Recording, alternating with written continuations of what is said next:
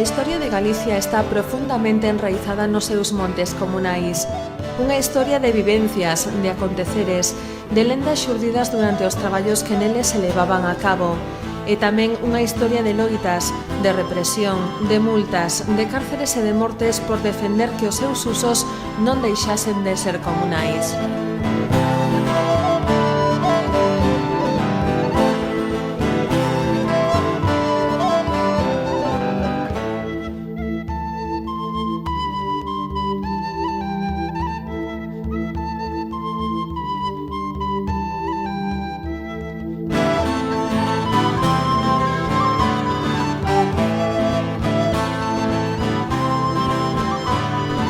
A parroquia pontevedresa de San Martiño de Salcedo fica pendurada na vertente norte das estribacións da península do Morrazo, onde o monte vai deixando paso ao fértil val que regan ríos e regatos. Salcedo, pequena Mesopotamia entre a ría de Pontevedra e o río Tomeza, cuxos límites xa describira o catastro del Marqués de la Ensenada. San Martín de Salcedo tendrá de levante a poniente un cuarto de legua, de norte a sur una legua, y de circunferencia 3 leguas y horas de camino. Confronta al levante con la de Tomeza y Santa Columba. Poniente, San Andrés de Lourizán y San Julián de Marín. Norte, el término de esta villa, y mediodía la feligresía de Figueiredo. Y todas dichas feligresías, según van descritas y limitadas, están todas continentes seguidas y unidas las unas a las otras. A Xunta Rectora da Comunidade de Montes de Salcedo considera moi importante participar neste documental donde unha xeneración de veciños, a través das imaxes, vai contar a historia dos últimos 100 anos vivida no monte. Hoxe non é posible ir máis alá no tempo para oír a todos os nosos antepasados, como sería desexable, pero podemos pechar os ollos e imaginar cal debía ser a súa vida, donde o monte era a única fonte de recursos para a súa subsistencia. Do mesmo xeito que os nosos ancestros nos deixaron testemunhas do seu paso polo monte, a través dos seus lugares de enterramento, mamos, e dos seus gravados petrolíferos, nós queremos deixar estas imaxes para que as vindeiras xeneracións sigan tendo elementos que acrediten que os montes comunais foron, son e deben seguir sendo do común de todos os veciños.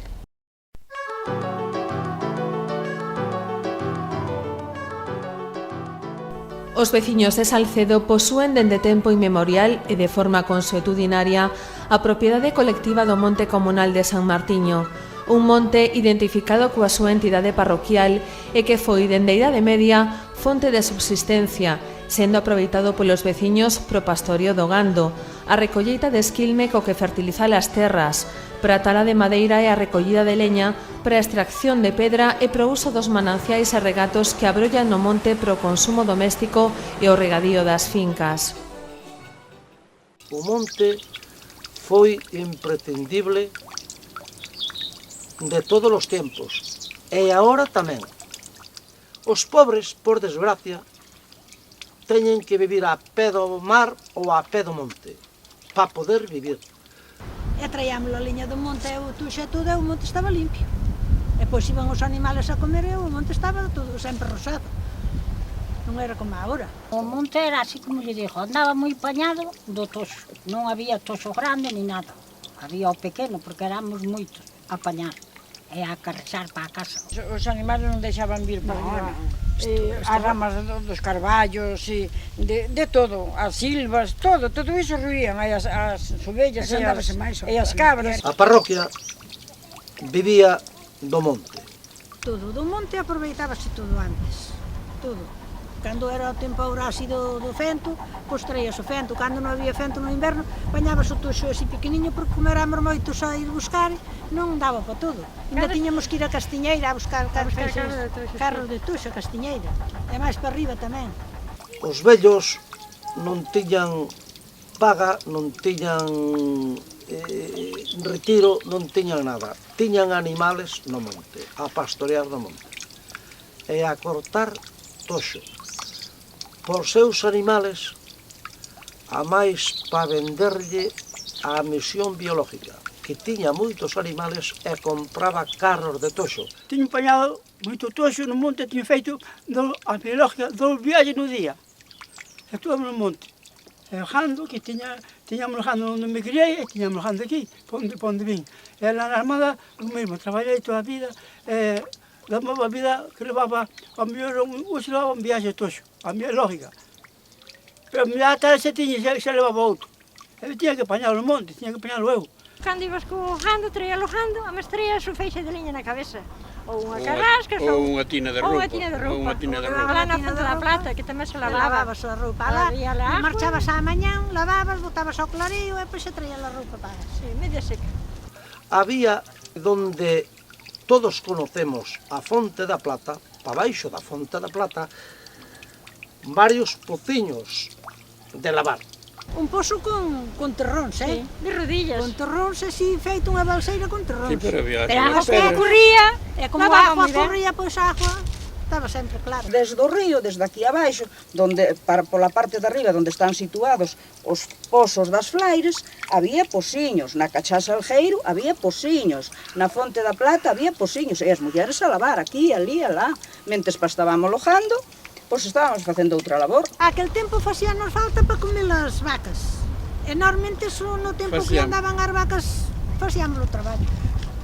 Mas facíamos tamén ainda algunhas cousas, tamén ainda esperar as peixeiras. Bueno, a esperar as peixeiras e collerlle peixe e asalo no monte. Depois xa non o traían, pois non tiñamos. Así que, bueno... Había esas, todas esas. Levar masás e as alas, o roseiro e as alas no monte, despois comelas. Ali había un terreno aí para atrás, era como o río, onde empezaba o río. E ali había un pozo, non lavaba só, que íamos moitas a lavada, paso que íamos cojando para o monte, moitísimas. Pois agora é onde hai un puentiño, agora está todo feito, bueno, un asco. A defunta de miña nai ou lavaba sempre que embaixo onde as xanxas, había ali dúas xarcas, mas sempre combinaban, un día ou outro, iba a outra, entón, sabes, eu de 3 anos e de 4, por aí, non tiña con que andar, tiña que ir con ela para o monte. Entón, mentres ela lavaba e tal, eu tiña conta de carvacas que non foran marcharan, que non pelearan, que non escaparan a algunha que é o que se fala. Fun lavar, e máis coas vacas, a leña, porque agora temos cociñas de butano e esas cousas, pero antes era a lareira de pedra como agora ese banquiño aí, e había que queimar a leña todos os días. Íamos ao pico dos pinos, para quentar o forno de cocer o pan.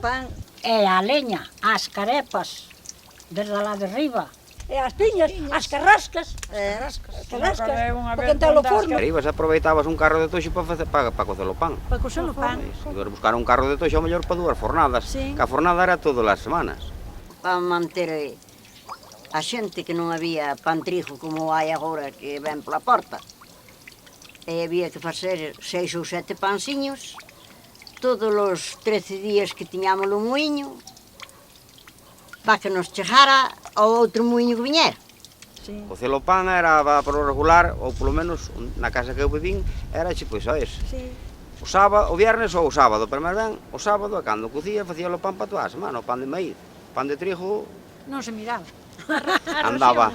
Andaba no aire, daquela non se miraba. Entón había que carrexar moitos feixiños de leña, porque aquel forno para cocer aquel pan levaba 3 feixes de leña, pero moi grandes. Aí arriba había un manantial de agua, na saída de arriba, na pista esa. Aquí por aquí había uns manantiales moi pobriños, de viña o verano e secaban, había sequía.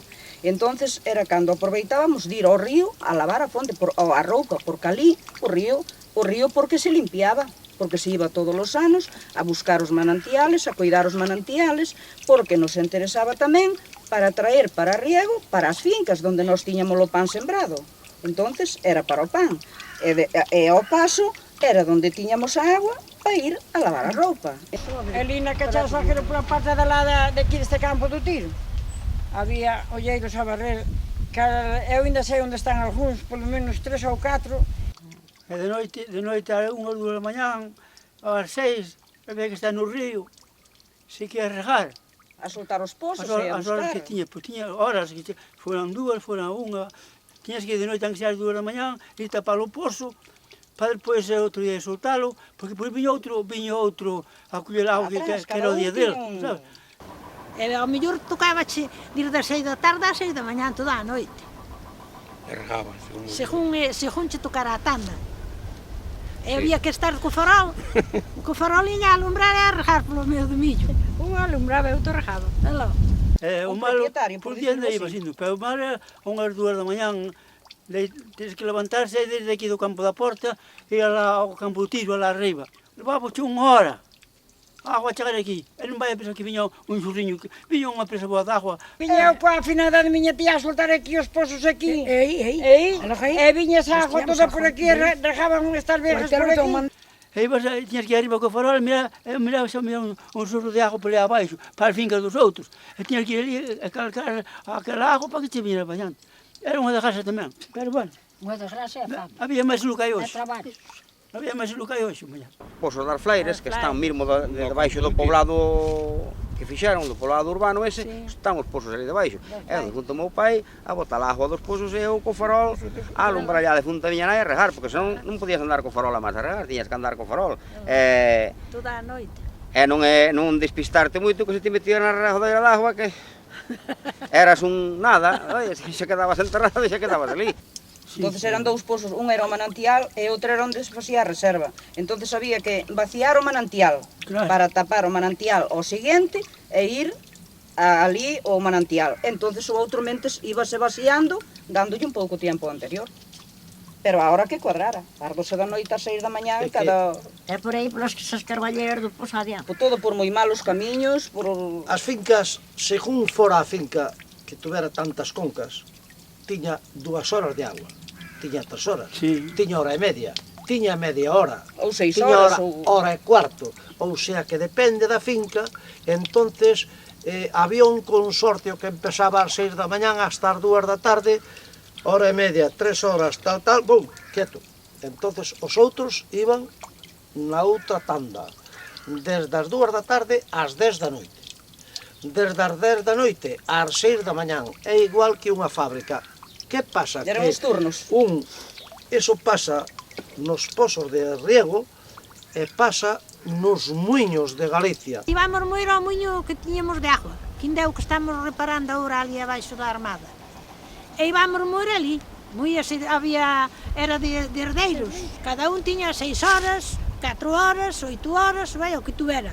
De por parte toda a parroquia iba cos carros e as vacas a buscar carros de pedra, uns para a cementación dunha casa, outros para facer un muro.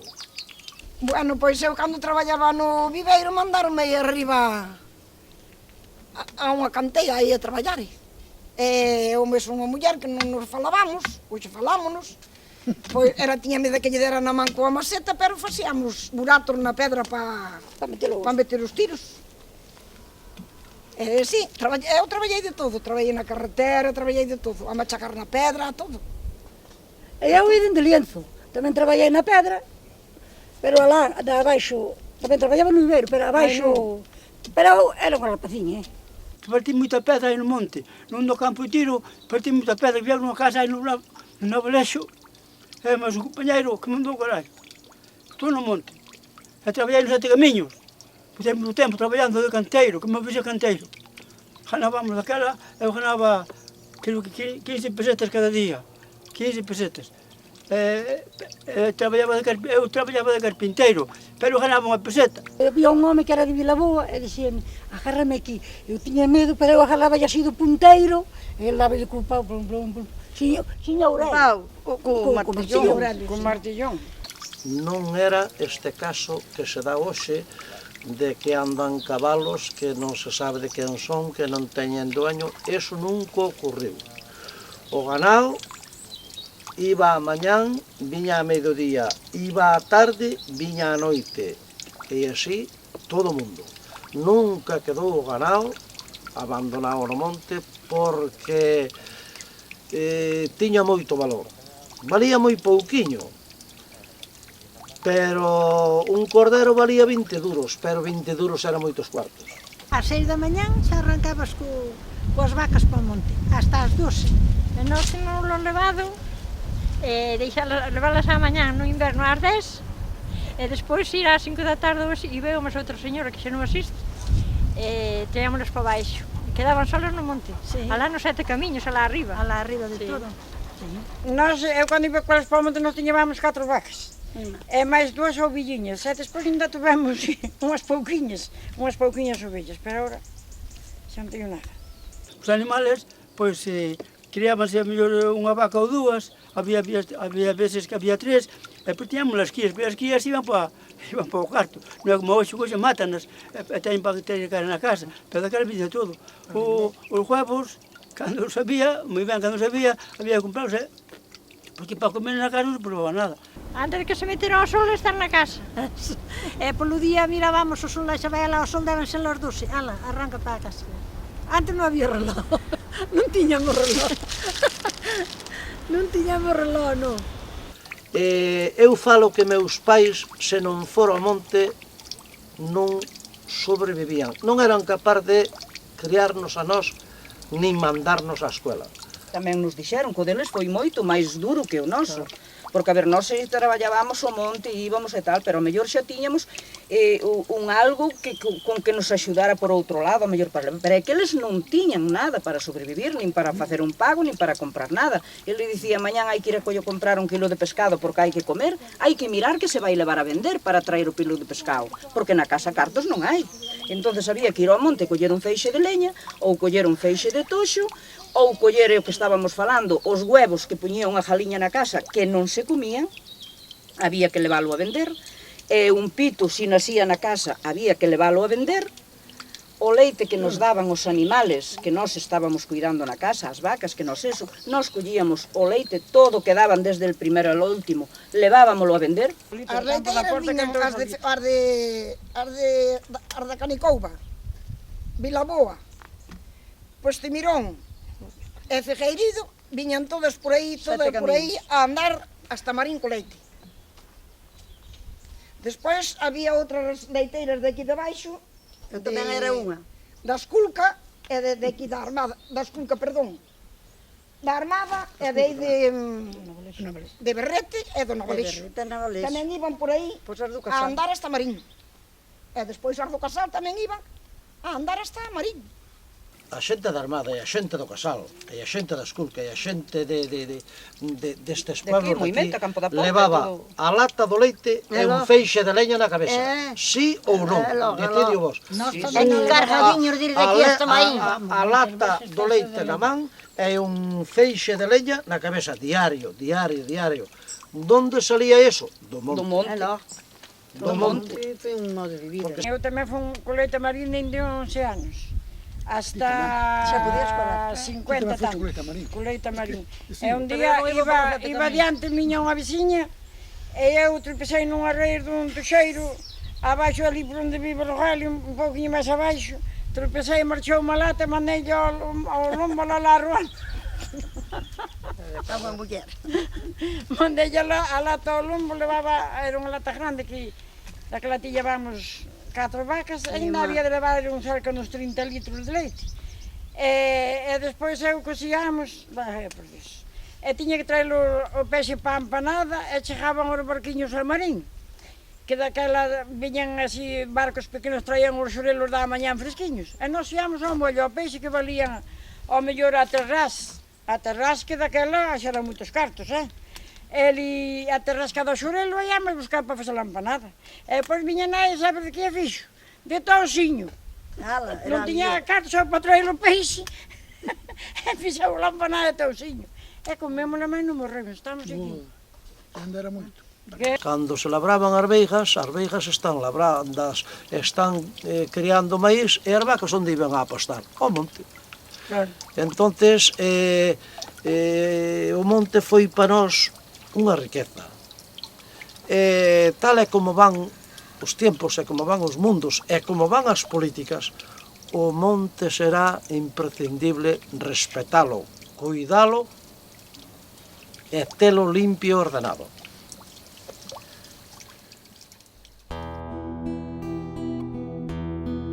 No catastro del Marqués de la Ensenada, realizado no 1752, documentase a existencia da parroquia de Salcedo e dos montes de aproveitamento colectivo, incluídos na súa demarcación territorial, nun tempo no que a actual distribución municipal e xa que logo o Concello de Pontevedra nin tan sequera existían. Así recollía aquel primeiro catastro realizado en España a relación dos montes altos en mancomún da parroquia de Salcedo. Un monte alto nombrado Sierra da Pedra Embarrada, cabida 1913 ferrados, de los cuales los 475 se hallan plantados de robles. Levante, mojón nombrado de Fuente Seixeda, que divide esta feligresía de la de Santa Columba de Bértola y San Andrés de Figueirido. Poniente, un peñasco nombrado Fuente Levosa, que sirve de mojón entre esta feligresía y la de San Andrés de Lourizán. Norte, tierra de Juan Barreiro y camino del lugar Casal, para dicha feligresía de Lourizán. Mediodía, mojón nombrado Sierra, que divide esta feligresía de la de San Julián de Marín.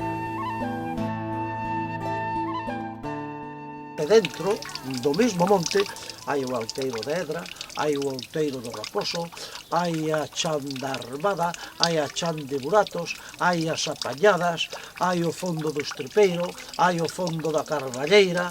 O Marco do Monte, que é onde chega o Monte de Salcedo, chamáballe a Fonte da Plata, que é un pouquiño máis para baixo, a Cachada de Salgueiro, que é esa tal que está no medio, a Cachada, como chama, as Cachadas do Vello, o Outeiro de Retortas, que é arriba onde fixaron as casetas todas. E despois os Pozos de Real, tamén. Chan de Buratos, e os Sete Camiños tamén. Despois hai, como chama, o Monte do Alargo, que tamén xa bate na carretera bella para arriba. Pois aquí, o Monte da Armada. Bueno, o Monte da Armada... Os outeiros, os outeiros raposos. É verdad. Que son estes que van por aquí arriba. Claro. Este chamaño de baixo, do medio e o de arriba de todo. O de arriba de todo, para que me miro dun sitio lá arriba. Nombros nosos montes aquí ahorita. As Apañadas. O Estilpeiro. Tira para lá tamén, O Outeiro Longo. O Outeiro Longo que para lá. Pero o Monte Comunal de Salcedo non só foi fonte de recursos naturais e económicos, senón que tamén foi o lugar onde os nosos devanceiros deixaron a pegada do seu paso por esta terra, onde labraron en pedra un universo que tan só podemos intuir, onde naceron e viviron e onde enterraron os seus mortos. Uns devanceiros que nos deixaron unha valiosa herdanza en forma de patrimonio arqueolóxico que acabaría dando nome aos lugares onde hoxe habitamos. A parroquia de San Martiño de Salcedo é posiblemente a parroquia do Concello de Pontevedra con maior riqueza arqueolóxica. Temos importantes mostras de gravados rupestres con máis de media dúcia de conxuntos e novos petroglifos que siguen aparecendo recentemente, por exemplo, os atopados no Monte do Castro ou o redescuberto de Cachada do Vello, que xa estaba dado por desaparecido hai 100 anos. Ademais dos gravados rupestres dos petróglifos, temos tamén castros, un deles con moito interés arqueolóxico, como é o Monte das Croas, o castro do Monte das Croas, no que se fixeron as catas arqueolóxicas, pero que a día de hoxe aínda non foi escavado, pero si é un lugar no que é visible todavía a muralla da Croa, e onde a simple vista se poden apreciar parte das estruturas das cabanas que ali había, non? Por lo tanto, é un castro que conserva moi ben a súa fisionomía.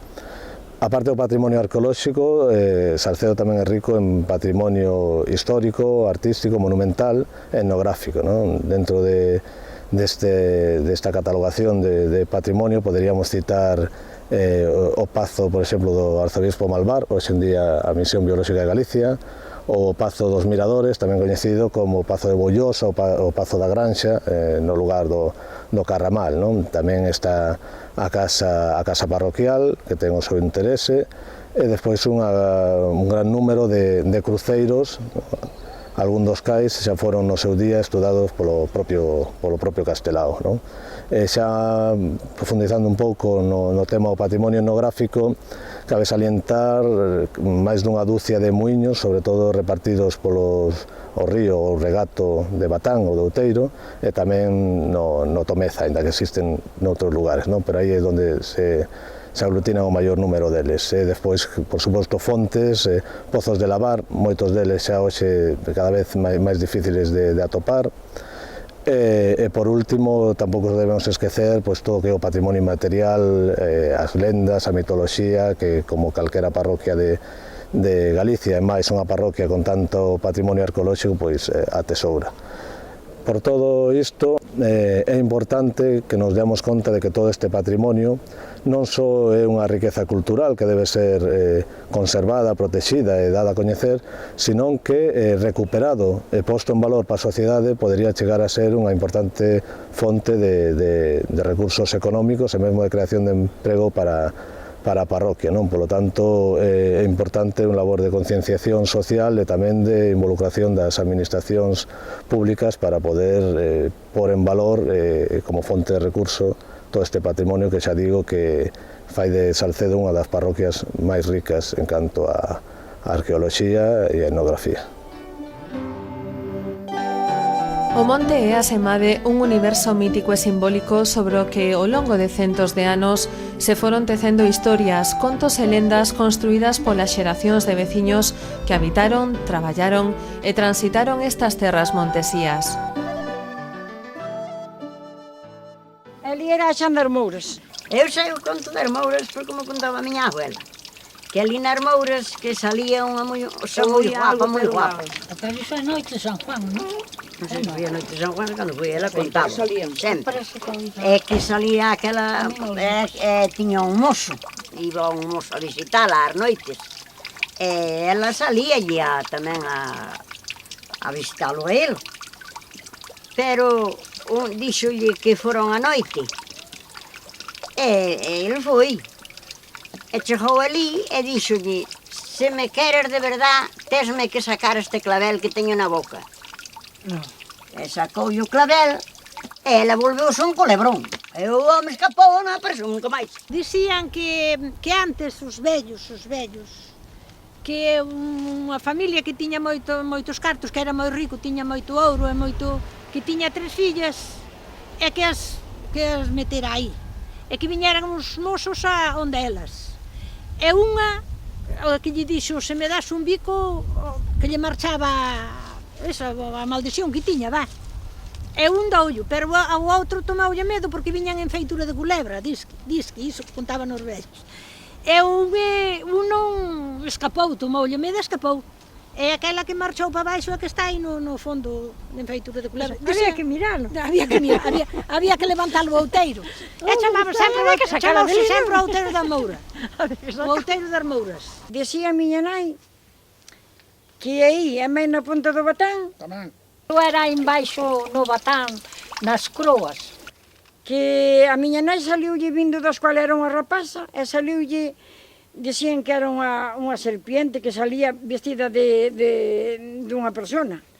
E cun clavel na boca, e que lle dicía coa man, e miña nai contaba sempre, na Ponta do Batán. E aquí que tamén, a defunta de... A seña Manuela Amona, que tamén lle salira e que tamén lle chamaban por ela cando eran tamén chavalas, e iban cojando para o monte tamén e así, e que se meteu así para baixo e jamás saliu, porque non lle foi, e diz que esas cousas... Que eran mouras, que había mouras. Sí, que había que ir un delas, e senón que se enterraban e que xa non volvían a salir. Eu pasar por riba do outeiro das Mouras e tocar, que tocaba a choco, pero é que dicían algo así. Péterlle así, e toca o choco. E toca o choco. E quixeron ofender que ainda ten ali os buratiños dos ríos, pero a pedra non ofendeu, E mira se está a rodeira do carro marcada, que se ten aí unha pedra ali que debe ter 15 centímetros de fundura, do que é da roda do carro.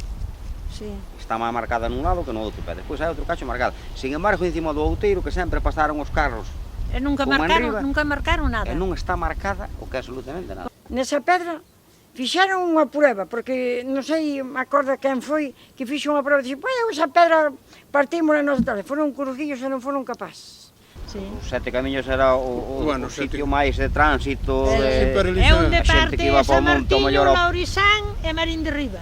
ali había, é por iso onde chamaban os sete Pero a camiños. xente asustábase, porque claro, pero como a estas horas por aquí hai esas luces? Eu que teño oído é que un día iba un señor por lá arriba e ás 6 da mañá, ás 5 da mañá sempre miraba aquela luz e non se atrevía a ir, pero que é aquilo? Porque, claro, a luz se encendían, os se apagaban, se encendían e apagaban.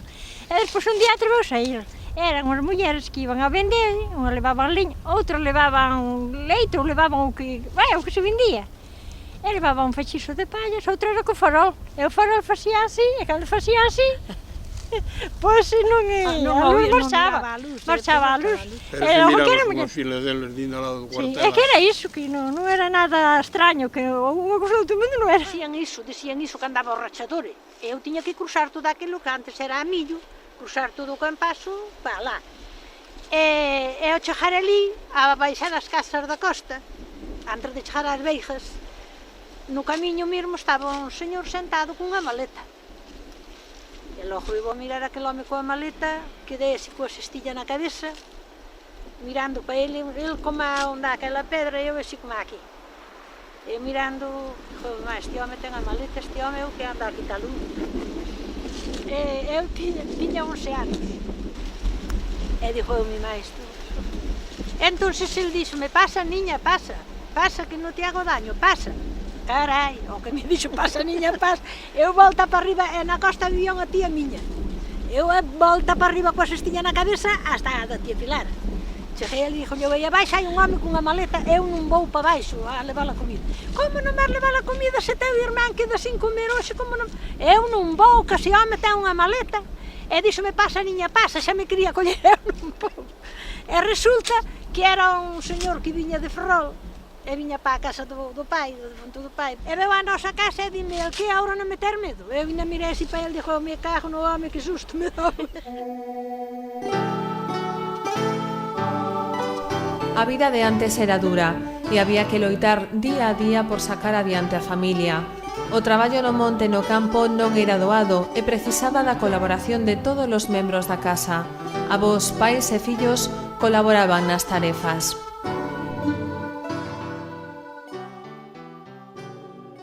Ahora parece ser que xa todos nos olvidamos desa época. Eu a teño moi gravada.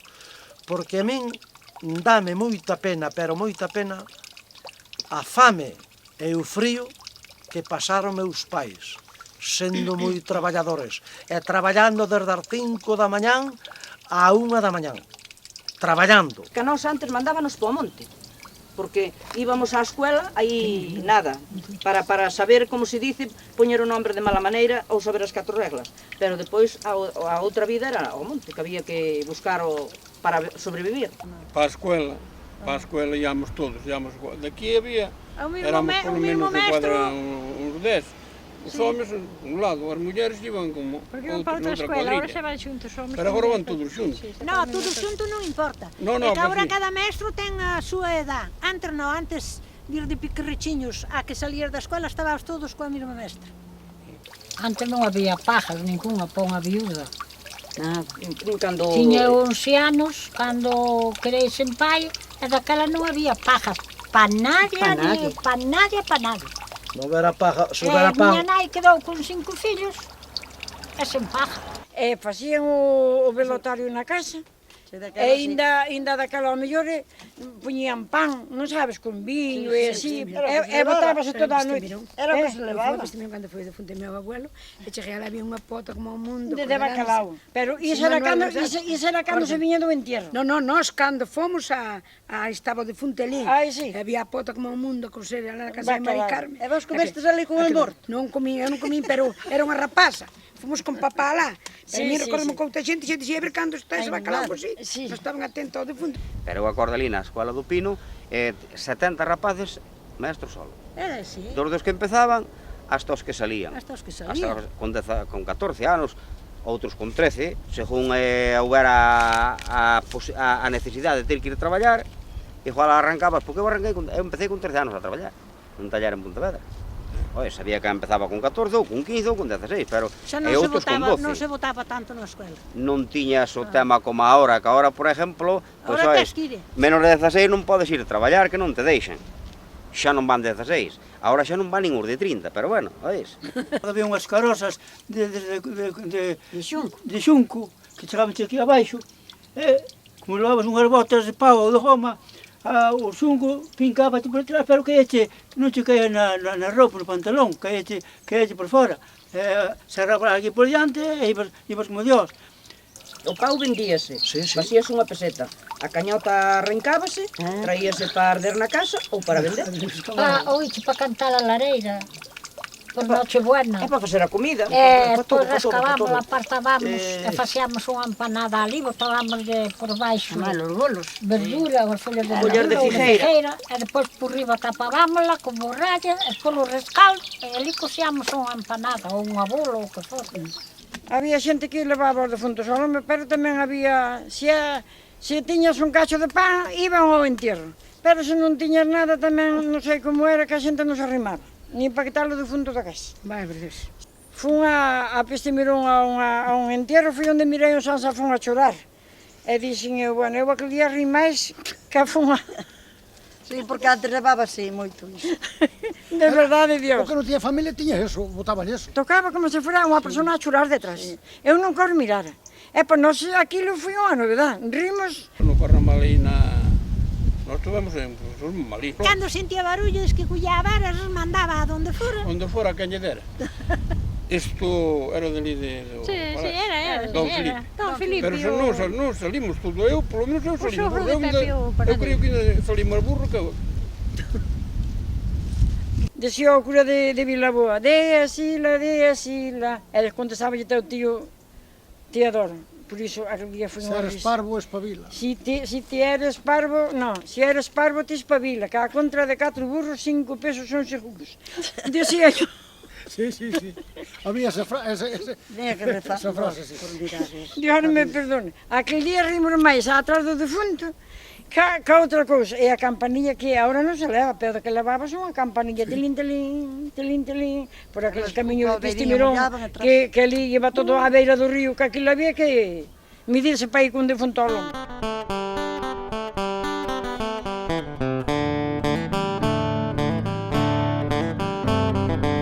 Era un traballo escravo, de sol a sol, nevase ou chovese, había que arrincarlle a terra o diario sustento. Pero tamén había tempo para as risas, pros xogos, pro canto, pro baile e a festa. Porque, fronte ás penurias da vida, o galego sempre tivo recurso da retranca, da troula ou de emigrar.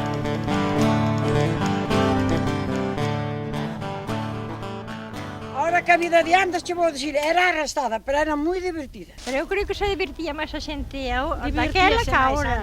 Porque antes ibas ao mellor, ibas unha pandilla, rapazas e así.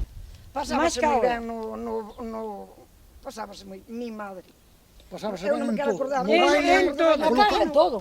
Pero pasábalo ben, que ibas andando, viñas andando. E máis antes non se vivía nin esas cousas, non se facían iso que fan agora, esos botellóns e iso todo. Que vame, antes era unha vida máis sana, non. O lipe, as bolas, os homes as bolas, os pelouros, 5 pedriñas aí xogando, cada un facíamonos era a diversión que tiñamos. Cando íbamos cojando. A pesar de que íbamos a facer un traballo, porque non era solamente xogar ao lipe, e máis ir a xogar aos pelouros, nin a pelota, nin andar por aí. Antes había que facer o que había que facer, se había que cortar o toxo, ou cortar as carrascas, ou coller a leña. A chan de buratos, que é onde xogábamos ao lipe, onde lle dei o lipe a aquela muller na cabeza. A que muller? A punta da Raxeira. Ah, sí? Sí. A Laliña ou a nai? A nai. Había de tres, eran tres. Aquí unha focha con a outra, ele adiante e outra. Éramos tres. Ti mandalle aquí, e aquel mandalle a aquele dali, e outro mandalle a este. É pau limpio. É co pau como que ten o ir na man. Sí, e direito fochas tamén. Festas boas. Pois mira, había os Santa Rita, a primeira. O Carme. Os Dolores. San Roque. E depois San Isidro. E San Martiño. Había 5. Este ano vai a facer San Martín. Bueno, vamos a ver. Mira que se adornaba o campanario da iglesia, con fejos de luces, e poñían en baixo esas cousas como se foran muñes para botar. Agora nada, agora non se fai nada. E o San Roque viña pola parroquia. E o San Roque salía e corría toda a parroquia. Botábase todo o día con ele. E botábase xa, poñíase unha espiga e máis un rocimo duro. Toda viña pola Carvalla, todo por aí, todo por aquí, baixaba pola Almuiña, a Raibal, e alá ao Carme que lle chamábamos o Carme. Pero despois ainda... Ele jardaba no dele. Ai, pero cando nos fomos ainda jardaron na biológica. Ai, na misión Eu biológica. tamén non teño jardado tamén aquí na granxa de Don Luís, na capilla que había aí. Nós ainda fomos alá a buscar despois. Comemos a calçadiñas outro porque tamén dicían que cando non chovía meter a San Roque nunha fonte, dicían os levaba a vellos. meneca, sí. Meter a San Roque nunha fonte que chovía. Lavalo, lavar os pés. E íamos pedir as espijas que antes non daban cartos a xente. Eli, chegábamos ali, unhas poucas espijas, e despois xuntábanse todas, nós fixemos a festa ao Carme un ano, debullamos unha chea de millo para venderlo, que ese se venderá a 6 real o kilo, ou a terras, ou así. Eli, que che quero dicir? Eu andado a pedir tamén, pero... Eu pedir tamén. Facíanse moitas festas. As erfolladas do millo, atopabas un rei, e ao millo non abrasa, e un da cabalo do outro, pero non se facía cousas malas, era aquel truco que había. Nós poucos facíamos feitos, nós poucos, que facía moitas ao tío Ramón. Si, a máis seña de Loures. Siña pura. A la neira. Si, facíase aquela. Pero siña pura tamén.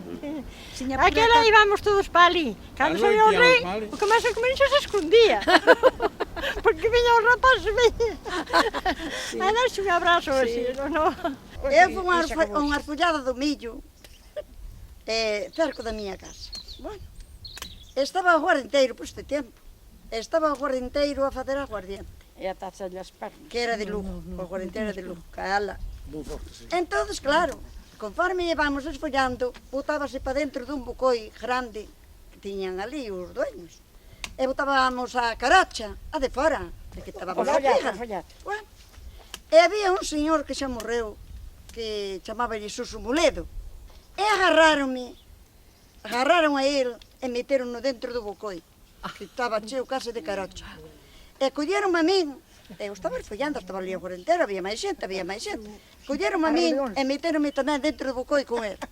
Entón puxaron polo bocoi, e claro, como a finca dese señor era así pendiente, así toda para baixo.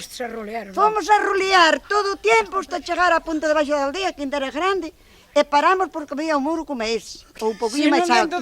Se non marchábamos abaixo do Eugenio, ali abaixo do Eugenio de Barcala, marchábamos abaixo, pero ali, como había un muro un poquinho máis alto, ali paramos. Mi madre, eu cando chegamos abaixo parou ali o raio do bocoi, o mijo mes con ele, e ai, me cago no Dios que bordou, que nos fixeron. E bache moito golpe. Home, ti gordo como un burro, coño, que o bocoi iba dando volta, todo por riba miña, eu por riba tú, e ti por riba miña, eu por riba tú, e viña a caracha. Non sei como non me matei, non sei. Nunca máis fui. Eu ia a pasear, non vou máis arfollada. Cando na Corerma non había, facían os fiadeiros, íbamos aos fiadeiros. E nós íamos do campo da Porta ao baile do Pino, a andar verán e inverno, cando había o baile, chovía e con parajuiñas. E cantas veces no verán, así nesta temporada que empezaba o baile, porque no verán había festas, comprábanos uns zapatos e apretaban, e a carretera de Vigo pisábamosla descalza, e os zapatos na man. Para non gastalos? Non era, porque che apretaban os pés. E hinchaban os pés de bailar e así. Pois nós íamos a andar. E daquela conocíase todo o mundo porque iba a xente a andar. En pandilla. Pero, a mellor éramos 8 ou 9 amigas que íamos todos andando. Eu acordo de ir ali sempre. ao fiadeiro, que era o fiadeiro do señor Ricardo. Señor Ricardo. Pois junto dos meus pais, e tal, e ir alá, eu non sei se fun 2 ou 3 veces. Sí, ibas ao cacho dun porque non alboio. había baile. Cerraban os bailes, e nós íbamos a divertirnos. E aquí na de Carmucho tamén non. Aquí no Casal tamén non. Na de Carmucho ali na casa... Unha gaita, unha caixa, un bombo, xa se facía a festa. 3 chicas. E alá en Pustimirón. E nós íamos de aquí alá a Pustimirón. O baile, era no baile. Pero ali xa tocaba acordeón. Ele xa tocaba acordeón. Ele era un fiadeiro tamén. Pero tocaba acordeón xa Siño Dino. Siño Dino xa tocaba acordeón, xa era un acordeón. Pero aquí non, unha gaita, unha caixa, un bombo. Ela, viñan de Laurisán. Que baixo viñan 3 Laurisán. Era un grupiño, era ese grupo así, porque tocaban a veces nas procesións das festas, dos santos, e niso xa estaban adotados os 3. O bombo, a gaita e a caixa. Xa estaban adotados. Bailábamos amarrados, pero pasos dobles, tancos, valses, de todo, a raspita daquela que tamén se botaba, e todas as cousas. Pero, como agora non, agora a xente está mala da cabeza para son dos bailes que botan. Agora me de bailar salta. E ir a andar. A xente dos bailes que botan para diante, para atrás, para diante. Iso joda a cabeza. Joda a coluna, mesmo a coluna tamén. Bailábamos que botaban pés, cando acababa aquel peso parábamos e pois e bailaba, ao mellor iban dúas mulleres a bailar e viñan dous homens a quitar de bailar e éramos rapaces, a bailar, éramos, bueno, rapaces e máis musas. Pero eu non digo muxinda, iba a miña nai a levarme por non ir a buscar. Pero eu a armada xa fun con 19 anos. El onda... Bueno, éramos xa andábamos os musos. Se che gustaba o chaval, ainda bailaba ben, pero ao mellor había algúns, mira, iba a contar unha cousa agora, pero bueno, é mellor que non a conte. Unha vez fomos a bailar pino, estábamos en o Mascarmán en Cucho, así arrimadas así á pared, e miramos dos chavales así a mirar por nós, e dixo eu que les estaban clavando os bicos de baile. Bueno, eu e viñanos e fomos a bailar, pero un parece que levaba unha linterna. Madrid. E leva deses bailes que hai arrimadito. Unha carnavalada. Iba a xente disfrazada, facíanse trastadas a todo. Ahora non, ahora a xente... comida, ahora, porque deixaron de facelas, morreu Enrique, morreu no así o teatro que iban. Non era carnavalada, era un... Non, era por carnavales, pero facían unha así xarrada, a mellor a un que tuvera un despista ou que tuvera así unha cousa, porque antes unha muller, se tiña un amigo, se non estaba casada e tiña un amigo, pois xa lle facían esas así xarradas. Normal, lle foron facer a todos. E fixeron un palco grandísimo ali e nós levarnos o defunto meu pai, por menos, ali a Berrete, a miña abuela. E mirábamos e fomos ao dichoso palco. Era un palco, bueno, chaval, máis grande. Pero eran así encerradas esas. E facían arriba lá o barbusán, Eu tiña oído, pero... o muñeco lá coas barbas, lá. Si facían os muñecos como eran a xente, claro. Facían coplas, sí. Depois armaron un cantar. Armaron un cantar, pero a mí ahora non me acorda. A basuncha... Non. O can baila pola codia, o barbusán por barbudo, a basuncha baila sola, aborrecida do mundo. Pero despois ainda había outra... Eu sabía, sabía, pero... Pero sí, pero non me acordaba a mí o resto tampouco. O can baila polo pan, a cuica polo barbudo, a basuncha baila sola, aborrediña do mundo. Esta de aquí da Armada, que agora xa morreron as dúas. Ai, a Pepa Pelete. É unha que vivía ali arriba, tiña o defunto do pai, facía moitas encerradas. Así, o peón da Reibal. O pai do peón da Reibal. Isto facía moitas encerradas. O fillo ainda facía algo. O fillo ainda facía algo, Herminio, pero xa como o pai xa nada. E tiña a filla, ainda tiña un libro das coplas todas que facía o pai, porque facía todo o que acompasaban unha cousa con outra. Na nosa casa ali no campo da porta facían todos os veciños facían a corriente ali. E claro, á noite viñan para ali a xogar as cartas, e o agorendeiro quedabas un pouco a dormir, e cando estábamos ali nós mirábamos algo polo lume. Entón, a xente depois tamén estaba cansada, bebían unhas copiñas a tal, e quedábanse a dormir. Atabanlle as pernas uns aos outros. O que quedaba aquelada, atabanlle unhas pernas. E atabanlle outras pernas, e cando se querían levantar, estaban as pernas atadas. Pero iso ainda o facían cando morría un defunto. E atabanlle as pernas así uns aos outros tamén cando estaban nos ambulatorios. E depois despertaba a xente que estaba media dormiñada e queríanse mover das sillas e tiñan as pernas atadas. Unha risa, Dios me perdone. Había que levar así a vida. Moitas caralladas. Pois eu tamén marchou un defunto para outro mundo, daqui veciño noso, que me dixeron, átalle as pernas con este trenza, porque as pernas van a abrir moito. Eu botellas, era unha rapaza, eu botellas. Ao defunto? Ao defunto, sí, ao que estaba morto, ao defunto. Tiña os calcetines postos, a máis atelle as trenzas, nas pernas, as dúas pernillas xuntas, sí, tadinho. E había que atallas con as pernas? E atellas, é o que me mandaron a mí atalas, e atellas. Iso foi unha perrada que che fixeron, que depois... Non sei nada, atellas.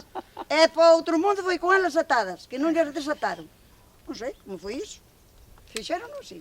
Sí, atalle as pernas. Atalle as pernas, pero era unha chavala. Ele iso... Tería 16 anos, 17. Fixeron chupar que lle puxera a mão ao defunto.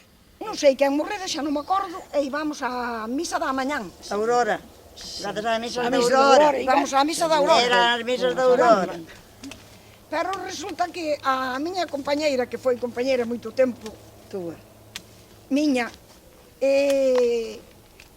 sei que facía moito ruido a mañán cando se levantaba. Entonces non lle gustaba os da casa que lle fixeran así ese ruido. Vaite que levantei-me a mañán, Carmei. A ver, vamos.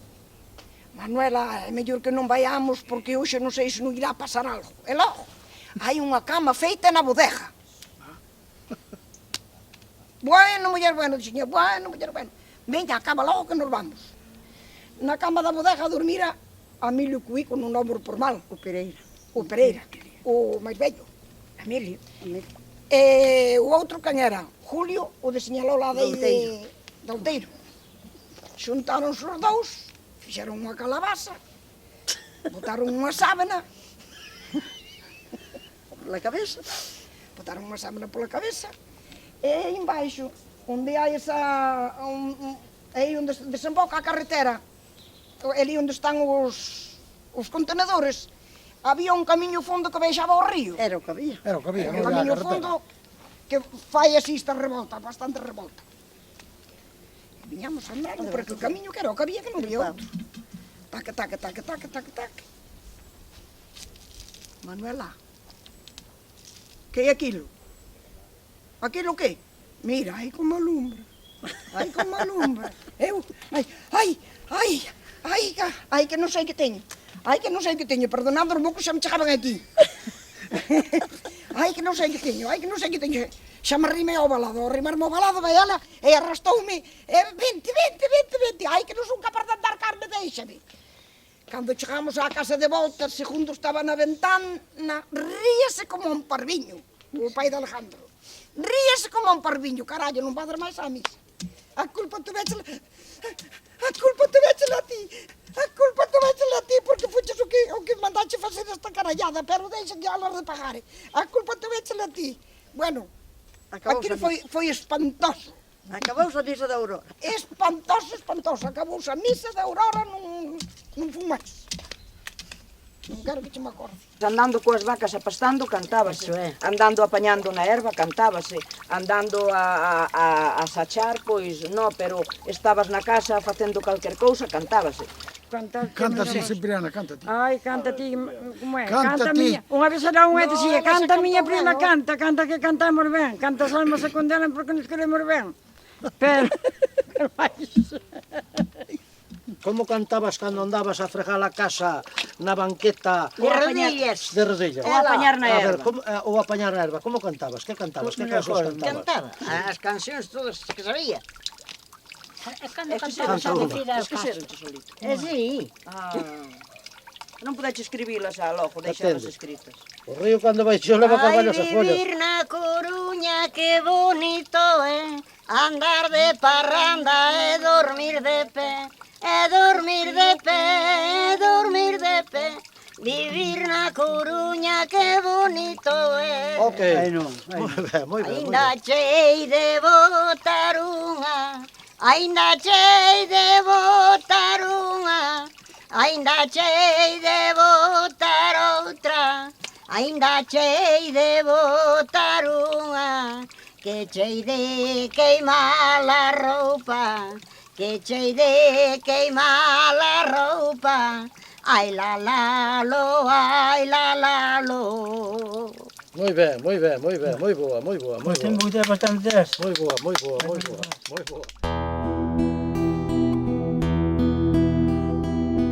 A parroquia foi dende a máis remota antigüidade o núcleo básico de ordenamento territorial de Galicia, a auténtica unidade social asentada nun territorio perfectamente delimitado. O monte comunal pertencía á parroquia e ela era quen decidía sobre el e facía uso do mesmo. A partir das Cortes de Cádiz de 1812, tivo lugar a caída do antigo réxime e a implantación dunha nova administración de corte liberal. Estes cambios políticos, económicos e sociais desembocaron na formación dos modernos concellos, tomando como base de referencia a parroquia. O non recoñecerse a personalidade xurídica das comunidades rurais, posuidoras dos montes en man común, os concellos converteronse na única instancia representativa, pondo as bases para que estes acabasen tendo carta branca e dispor libremente duns montes que non lle pertencían lexitimamente.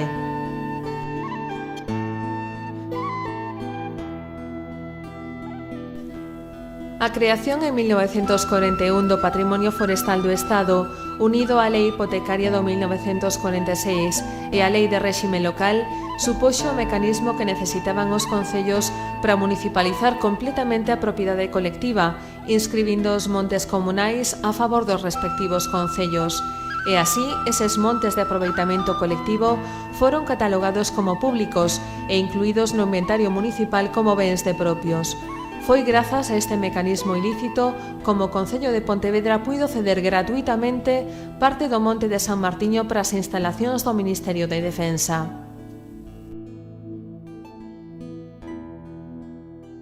Acordo de ir á leña, acordo de andar cos ovellas descalzas polo monte adiante, ir á leña para levar a vender, para cociñar na casa, íamos aos cajulos dos arcolitos, íamos á semilla de erva para vender, a semilla das alcaces australias. A semilla das alcaces australias tamén íamos a buscala para vender. Das meimosas. E isto agora nada, isto agora xa dixen os defuntos de meus pais, meus fillos, este monte, este cuartel aquí non vos vai traer moi bo resultado co tempo, e acertaron. Entonces tamén empezaron a non deixar andar ojando, nin a deixar de andar nada, entonces a xente foi xa desfacendo de moitas cousas. Nin ojando nin a xente. Sí, nin apañar no toxo siquiera. Entonces a xente aburriuse moito diso. E agora, mira como está o monte, cheo de toxo bravo que non se pode arrimar ningún eilo. Cando no 36 estuveron os presos, cando máis tarde estuvo a artillería, estuvo a infantería. Cando estaban aí os presos, os pobres sempre pasaban fame, pero plantaron moita patata por esa huerta, moita patata aquí, moitos da armada e outros non foram armados. Cando iban os presos a apañar as patatas, tanto lle como para eles non era, con unha lajoa tapaban dúas, e tapaban a rama de patata. E depois moitos veciños de lá, de por aquí, iban ás patatas, á huerta, a aproveitar as que deixaron os pobres dos presos. Fun eu á festa dos presos ao cuartel. O cuartel foi feito para os presos, que non Tiña foi feito 9 para o anos. cuartel. Tiña Foi 9 feito anos. para os presos. Coa irmán da Aurita, coa defunta Isaura, cando estaba o home que se casou coa ela no cuartel. E se libraron os presos do cuartel e eu fun á festa dos presos. Tiña 9 anos. Estaban aí presos, había moito, eu acordo que había moitos presos aí, moitos. Uns militares estaban de guarda, había 6 garitas aí no cuartel. Unha a máis onde se vai para o viveiro, outra máis arriba, outra no Polvorín, o Polvorín non existe. Empezaba un ás 12 da noite, e dixían eles, alerta Lulo! E o do UP tiña que contestarle. E entón, ao contestar, entón saltaba o 2. Alerta 2! Seguía así hasta terminar.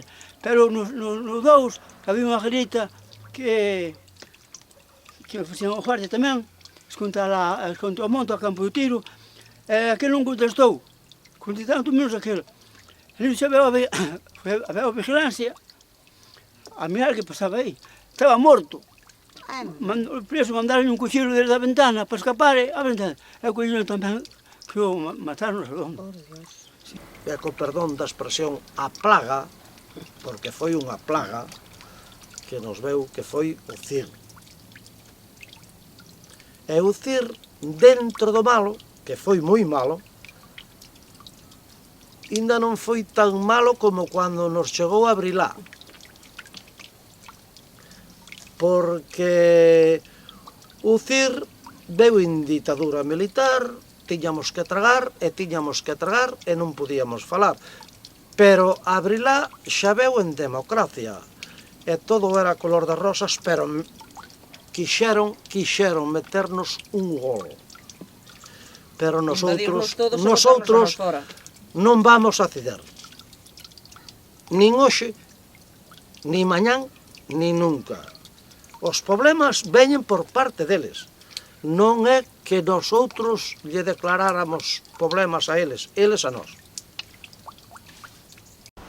Cada general que veña para aí, que veñen como veñen, chegan ali, collen os papeles, miran os papeles e miran aquilo todo, e isto é todo a nós. Chegaban hasta aquí, está baixo, isto era todo, era deles.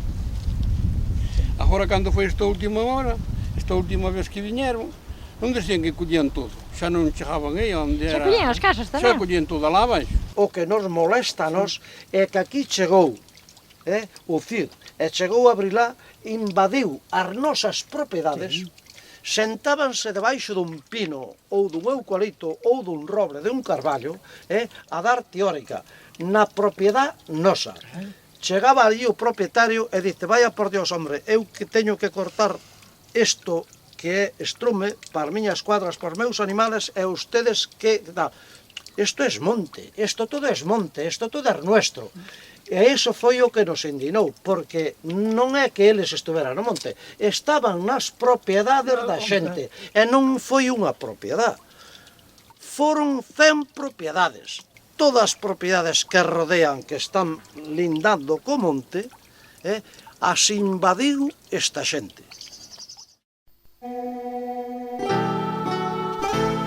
A primeira ocupación de terreos do monte comunal de Salcedo polo exército produciuse no ano 1905 con motivo da construcción do cuartel defensivo de Figueirido e grazas a unha suposta e escura cesión do Concello de Pontevedra realizada no ano 1898. O terreo usurpado supuxo unha superficie de 32 hectáreas e media.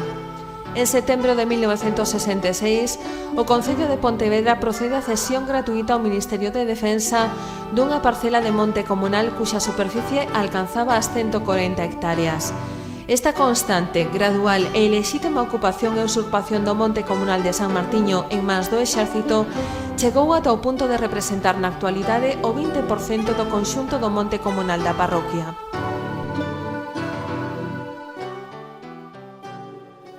Cando veu para aquí o CIR, o choio de reclutas de tal de aquí de Brilá, que hubo que vender, porque empezaron eles a maniobras, e en vez de andar ovellas no monte como andaban soldados a correr. Logo os animales hubo que desfacerse deles, porque os animales non comían, os animales estaban estresados, os animales non sabían onde meterse. Cantas noites e noites de maniobras por aí a botarche toda a noite.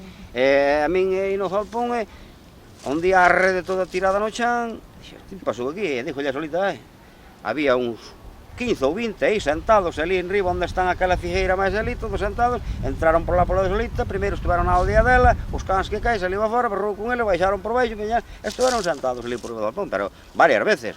Unha vez estábamos eu e o meu home aí dentro, e o meu home abriu o portal para botar unhas oviñas que tiñamos, que entonces tiñamos bastante ovellas. A suerte que vai lá abrir o portal e calle unha militar mesmo para entre as pernas dele. Entonces, foi verdade, calle unha militar para entre as pernas dele. E di elai, Dios mío, e dixo, eu ti que ter, José?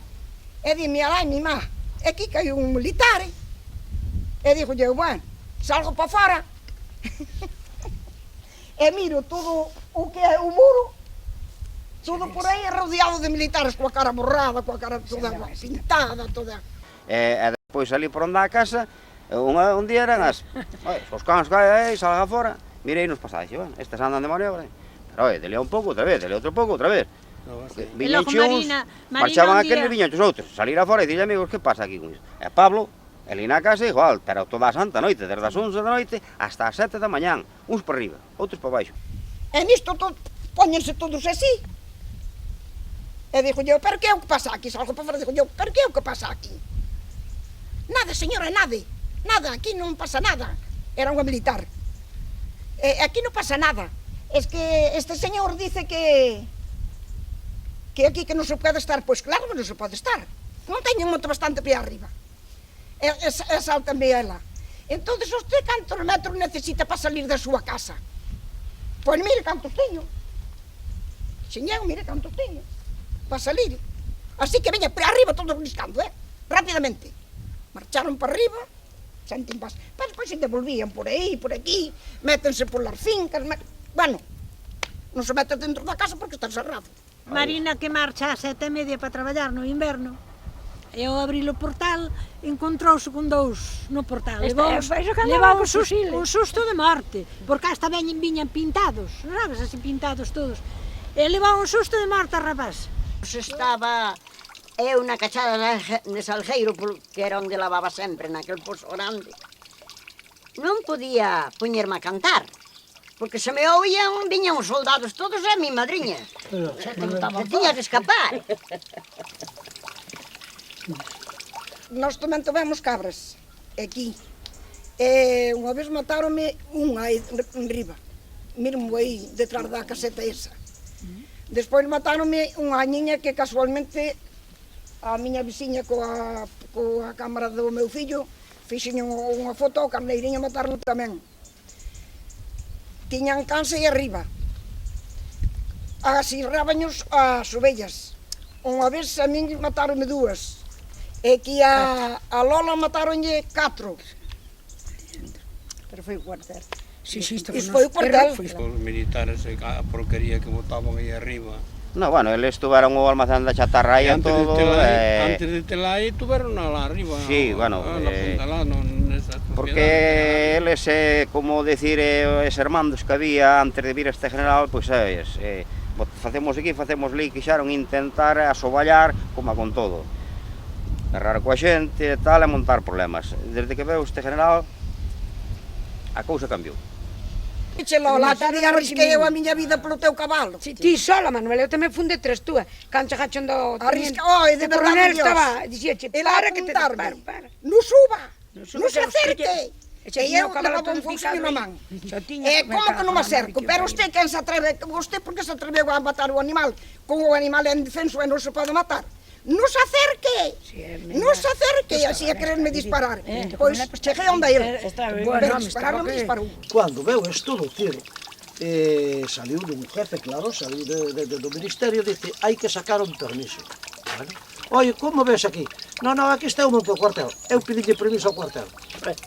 Iso é unha guerra. Tiña moitas veces a vigilancia por ali, tendes permiso? Sí. Tiña outro, non había que mostrarlle, e se non collerte, levarte ao cuartel. Sabes, estiraban as bombas de mano, tirabanas, e algunha non explotaba. E dous rapaces de da armada colleron e desarmaron a... Non sei se... Desarmábamos nós tamén. E foron a explotar, e un morreu, e outro quedouse un ollo. Ainda asiste o señor? Ainda asiste, si, está ali na armada, ainda sin un ollo. E o outro morrera. Morreu. Pero eses eran bombas cacharros, eso. E levaban unha cinta alrededor. Guardaba a cinta que ela tiraba, quedabaste con aquela cinta. E se explotaba a bomba, non? E nós íamos solamente a esas tiras. Non íamos aos cacharros, porque os cacharros eran peligrosos.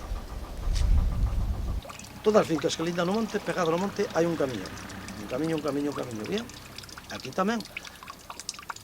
Esta xente, dos da Brilá, con máquinas invadieron esos caminos, os taparon, fixeron obras pegado nas propiedades sen deixar acceso. E nos outros, nas nosas propiedades e cos nosos servicios, non tuvemos nin voz nin voto.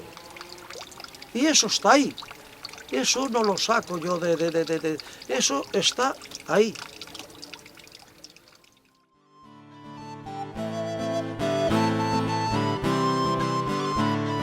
A loita dos comuneiros de Salcedo polo dereito á propiedade e o uso do monte común xa viña de antigo. Os procesos de desamortización tiveron a oposición veciñal. Despois virían as repoboacións do ano 1927 e as plantacións da granxa de Montero Ríos cos conseguintes prexuizos pros comuneiros. As reivindicacións veciñais tamén se fixeron oír co gallo do deslinde de 1964 e o expediente de desafección e cesión gratuita ao exército no ano 1966. Nos anos 80, a comunidade veciñal de Montes en Mancomún de Salcedo legalmente constituída, presentou diversos recursos de reposición contra a resolución que excluía do monte comunal a parte cedida gratuitamente ao exército. No ano 2003, volveron as protestas motivadas polos intentos das autoridades militares de cerrar o monte ocupado con alambrada.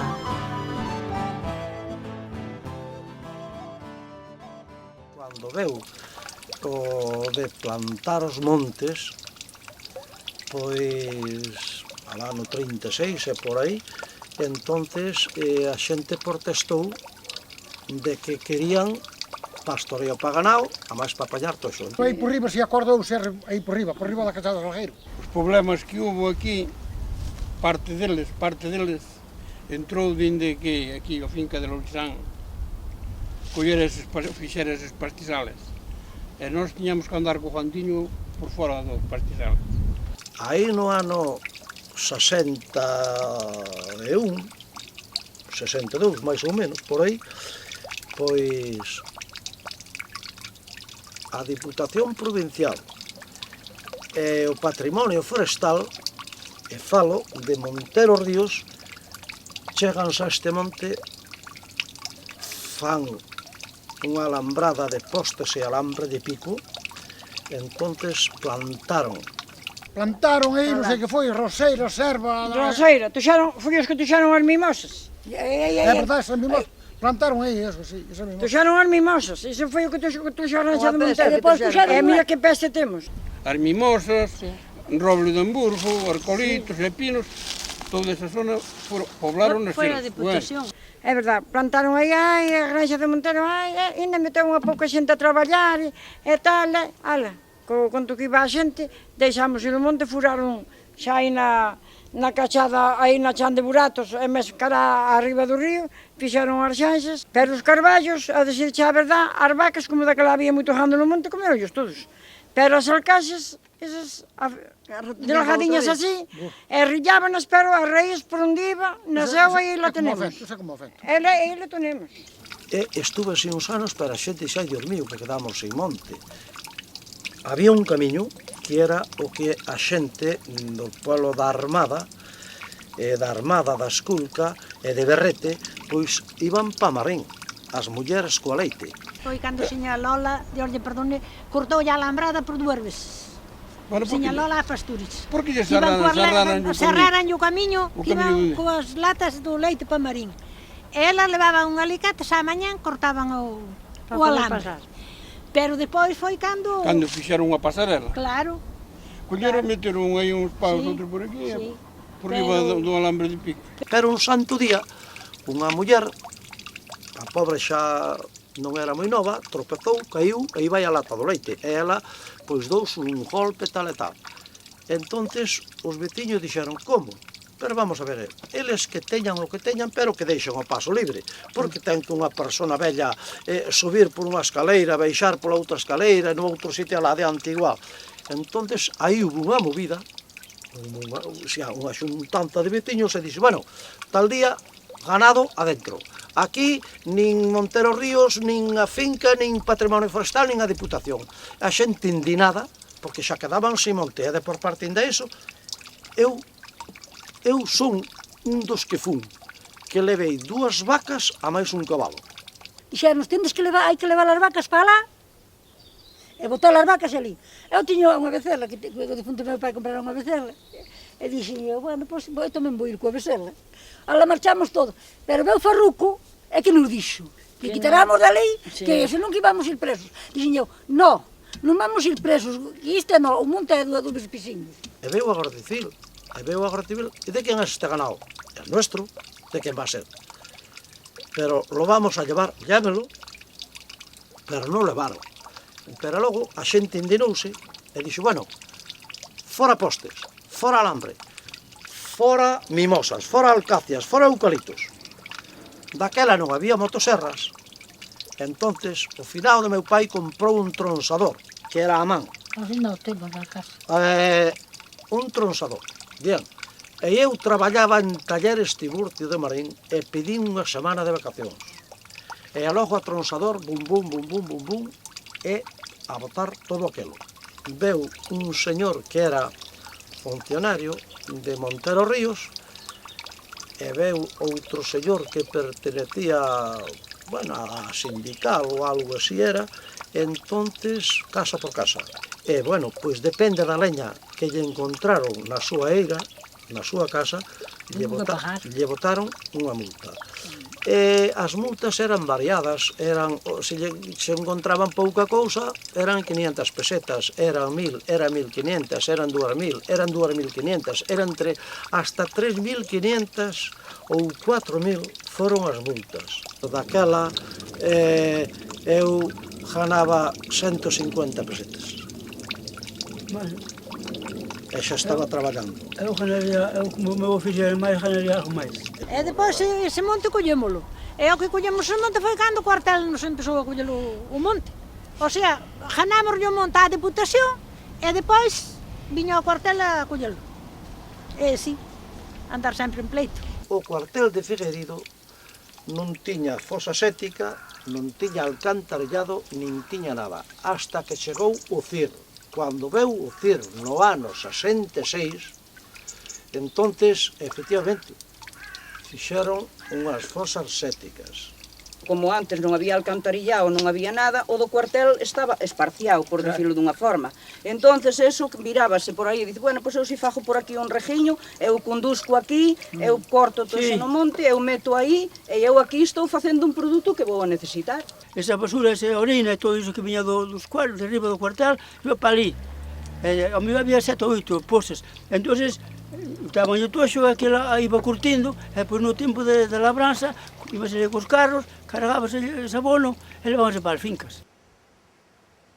E viñamos por aquí arriba, encontramos tres jefes. De aí do ejército, claro. E entonces, buenas tardes. Mire, dille a miña veciña, mire, que van facer aí en diante? E sabe que lle contestou el? Contestoulle, ya lo verá. Cuando estea hecho, ya lo verá. E eu ainda hoxe me pregunto pa que serán. Por esta xente, e polos diplomáticos, e polos políticos, e polos nosos dirigentes, estamos acosados de todos os tempos. E dou os resultados. As reivindicacións veciñais polos seus dereitos históricos de uso, explotación e posesión do monte comunal tiveron frecuentemente como resposta o silencio administrativo e outras a violenta represión policial, como aconteceu no ano 1966 ou máis recentemente no outono do 2008. Os tempos mudaban, mais parecía que as maneiras do poder permanecían inalterables. O establecemento en 2008 dunha franxa de seguridade en torno ás instalacións da Breilat que hipotecaba o futuro da parroquia e limitaba o libre uso das propiedades e a construción de 2 novos campos de adestramento, a aldea afgá e o poboado urbano, non fixo máis que agravar a situación dos veciños e foi o detonante dunha intensa loita veciñal que remataría en outubro do 2011 co recoñecemento xudicial da propiedade dos veciños sobre o monte comunal de Salcedo e a nulidade de todos os acordos de cesión gratuita realizados desde o ano 1898.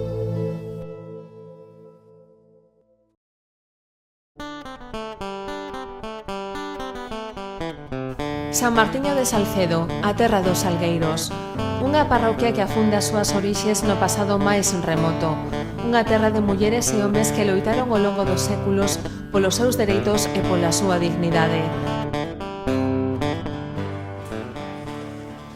Na primeira roda de prensa que fixeron os veciños de Salcedo, entonces como Comisión de Afectados pola franxa de seguridade, o 6 de novembro do 2008, dicíamos, ao final, que queríamos deixar claro que este conflito o íbamos a gañar, que tiñamos todo o tempo, o noso e os dos nosos descendentes, que Salcedo xa toreara algúns bravos e que este non tiña máis cornos. E rematábamos a nosa intervención dicindo que non tiñamos armas, pero tiñamos a razón. En un Estado de dereito democrático, a razón debía impoñerse. Penso de que estas afirmacións, a día de hoxe, case se cumpriron ao 100%. En xunio do 2009 se deroga a orden do Ministerio de Defensa, deixando liberado o 80% da superficie do terreno afectado e a totalidade das casas dos veciños. Hoxe nos encontramos ante esta primeira sentencia que nos dá razón por nós. Unha terra que sufriu a tiranía daqueles que lle quixeron roubar o seu don máis prezado, o seu monte comunal. Pero a franxa de seguridade era a xustificación para unha toma de posesión do monte comunal por parte militar. De aí o inicio inmediato das obras ilegais do poblado urbán e aldeas gana. Eses monstruos construídos no monte contra os que loitaron os veciños comuneiros nunha verdadeira cruzada de actos de amedrentamento, de atropelos, de sancións gobernativas e de insultos dirixidos polos anteriores responsables da base, o subdelegado de goberno e ao anterior presidente da comunidade. Deste procedimento de humillación a todo un pobo nace a rabia da reclamación do reconocemento legal dos terrenos comunais. Eses que nunca deberon perder esa condición, como agora se recolle na sentencia, como tamén se está recollendo nas opinións dos actuais responsables militares de que a franxa foi un despropósito, que nunca se deberon facer as obras ilegales e que lles cause enoxo o comportamento de prepotencia ante o povo. Hoxe, 100 anos despois da súa primeira ocupación ilexítima, o monte comunal de San Martiño de Salcedo volve a mans dos veciños, os seus lexítimos propietarios, e ábrese un novo tempo de esperanza e ilusión onde o monte volve a ser fonte de riqueza, de uso e goce comunal, de espazo natural, cultural e de lecer. Isto é a legitimidade da posesión inmemorial que, como dice a sentencia, es equivalente a aquello tan antigo de lo que no hay recuerdo de cuando comenzó, de aquello que en frase acuñada referida a los montes vecinales en Mancomún se pierde la noche de los tiempos, nos fixo posible que se editara esta primeira sentencia favorável aos comuneiros. A nosa valoración, como non pode ser de outra maneira, é de satisfacción unánime na parroquia. Tiveron que pasar nun caso 113 anos e noutro 45 para haber cumprido este sonho. Ben é certo que neste longo período de ocupación militar foron quedando atrás dúas xeneracións de homes e mulleres que viviron do monte e para o monte sin poder pisalo con entera liberdade. Con esta sentencia se está facendo xusticia respecto ao recoñecemento legal da propiedade do terreno, pero nunca será compensado o sacrificio e as privacións que estas xeneracións tiveron que padecer por verse privadas da súa fonte de recursos máis importantes para a súa subsistencia. A importancia de reconocemento por unha xuez que sentencia co monte de San Martiño foi, é e será dos veciños de Salcedo. Eso nos vai permitir pisalo con orgullo, cuidalo con respeto e defendelo como nunca para non volver a perderlo.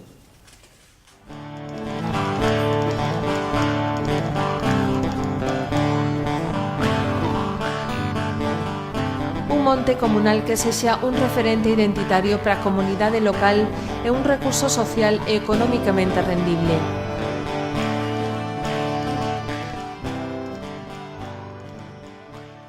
A Comunidade de Montes, de acordo cos responsables da base, elaborou un proxecto de actuación para o monte de San Martiño de acordo cos protocolos de sostenibilidade que ven executando dende hai máis dun ano. Actualmente se fixeron traballos de tratamento de vehículos de tala, radeo e limpieza en máis de 40 hectáreas, quedando programados nos próximos meses traballos de tala, repoblación de frondosas en 30 e 3 hectáreas respectivamente. A situación forestal en que se encontraba o monte hai 2 anos era de abandono total, como así manifestou o xeneral Alonso. A vontade de cambiar este estado foi promovida polas partes sin ter en conta complexos de legalidade do terreno e si de interés por en valor o monte para beneficio de todos. A Comunidade de Montes ten claro que este ten que ser o camiño a seguir e está comprometida co proxecto e a súa execución, porque está convencida de que é compatible a sostenibilidade do monte cas actividades dos militares e dos veciños. Un monte comunal que sexa un referente identitario para a comunidade local e un recurso social e económicamente rendible. En definitiva, un novo horizonte de uso e explotación sostible dos recursos naturais que garantice a pervivencia dun valioso patrimonio cultural e natural para as xeracións futuras.